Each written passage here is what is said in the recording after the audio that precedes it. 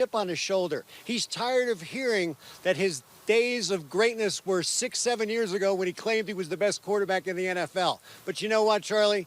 Until they fix the offensive line, Joe Flacco is going to have to throw on the run, and that is not what Joe Flacco does well. And the other big news headline here is that Drew Lock, his understudy, the second-round draft pick out of Missouri with the strong arm, is signed and will participate in training camp. All right, Mark, well, thank you so much. I hope you enjoy the Mile High City. All right, and here's a look at some of the new faces in the AFC West, headlined by Joe Flacco and, of course, Antonio Brown, who was traded during the offseason to the Raiders. Domonique, which AFC West quarterback is under the most pressure? Yeah, I mean, it seems pretty obvious to me. It's Derek Carr in Oakland right now. After this season, it'll only be $5 million in dead money if they cut him. He's playing for his job. He's really the only guy in there who is playing for his job at this situation. Doesn't seem like John Gruden really likes him or wants to keep him there. So he may not even be playing for his job for Oakland. He's playing for his job for someone else. This season may determine whether another team looks at him and thinks he's a probably starting for caliber. Denver.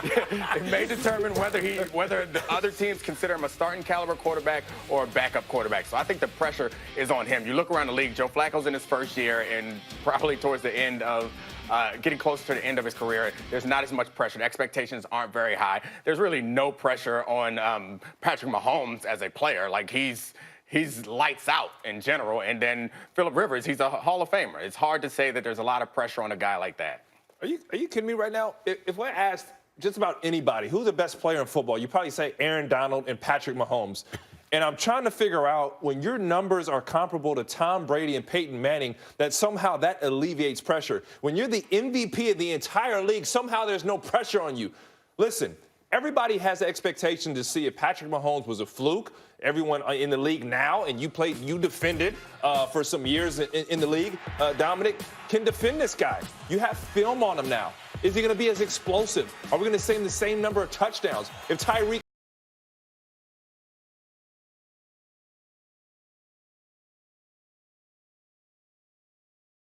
two-year deal, who is Patrick Mahomes? So you're saying it's Patrick Mahomes in the Absolutely.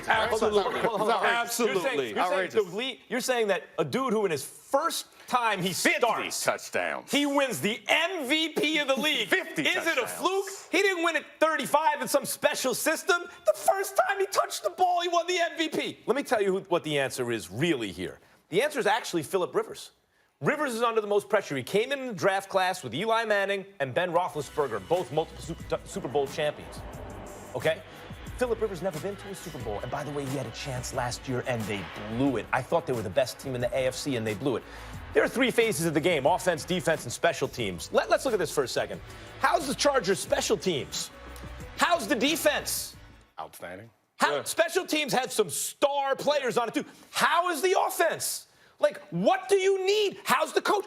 They haven't been healthy, Max. They haven't been healthy, Max. The Chargers have everything a guy could ask for. But health. Under center. And Phillip Rivers, Hall of Fame career, is going to go down as one of the best quarterbacks to never win a Super Bowl. So he had a Belichick?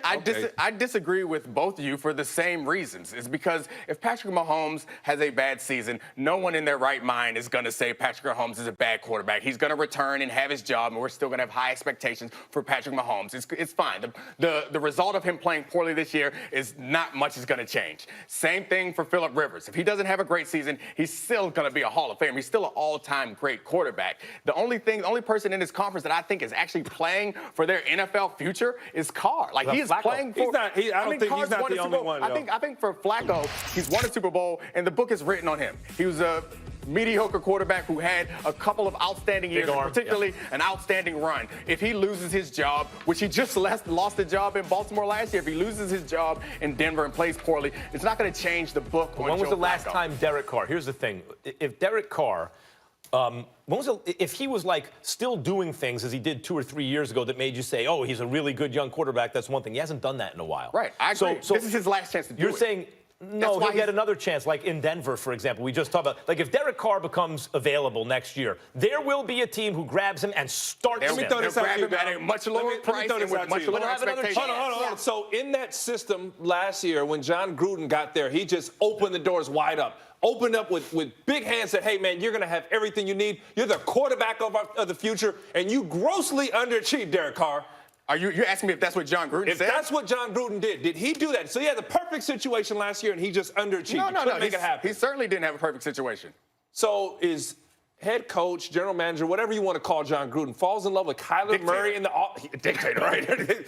Falls in love literally with Kyler Murray, says this is not the guy we're even set on moving forward with. Yeah, I'm going to go get it Antonio Brown, but it's not necessarily for Derek Carr. So you don't think, and you've been in situations where you're competing again's your own coach and the other. Look, anytime your job is on the line, I agree. You're under pressure. His job is on the line. But when you look at, let's step back and look at the big picture here. Carr's under pressure. He's made a ton of money, and he will likely get another starting job once he loses this job. I believe he'll lose this job, okay? He's likely to get another chance somewhere else, and he's had seasons in the past to show he's talented. Mahomes, stop it with that. Mahomes, are you kidding me? Joe Flacco, we'll you're right. He's that. toward the end. We all know what he's already done.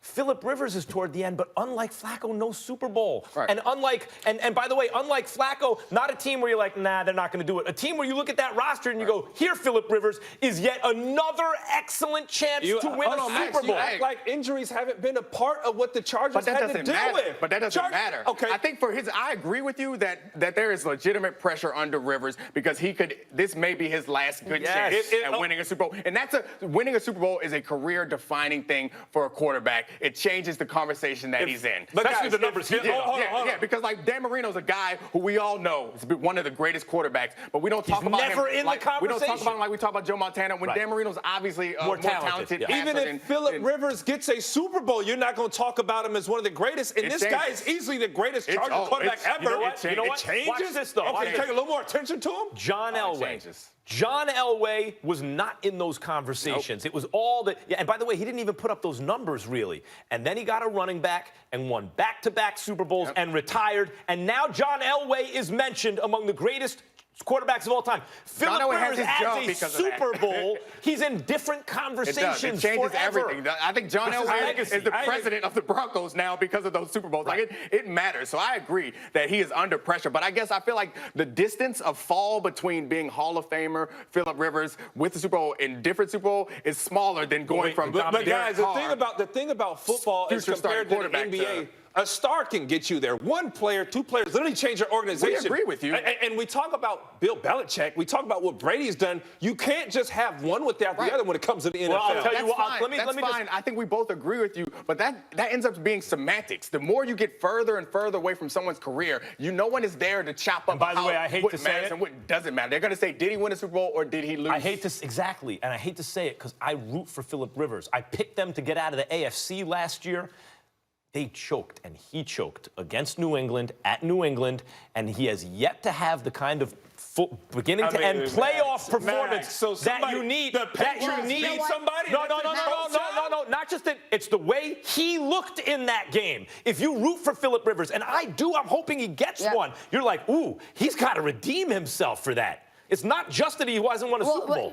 Max, the Chargers, they haven't won a division title since 2009. So hopefully things look up for Phillip Rivers this season. All right, more debate to come on First Take. Is the partnership of LeBron and Rich Paul a good or bad thing for the NBA? It's coming up next.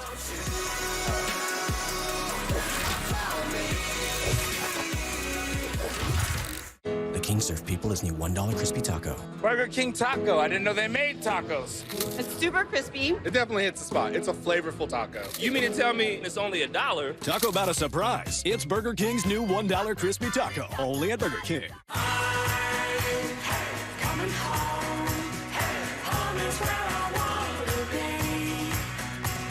With Gold Peak Real Brewed Tea, you always feel the real comforts of home. Gold Peak Real Brewed Tea, the taste that brings you home. Make the big leap, even if you have doubts. Take small steps, especially if they're easy. Wash your beard daily to reduce gray gradually.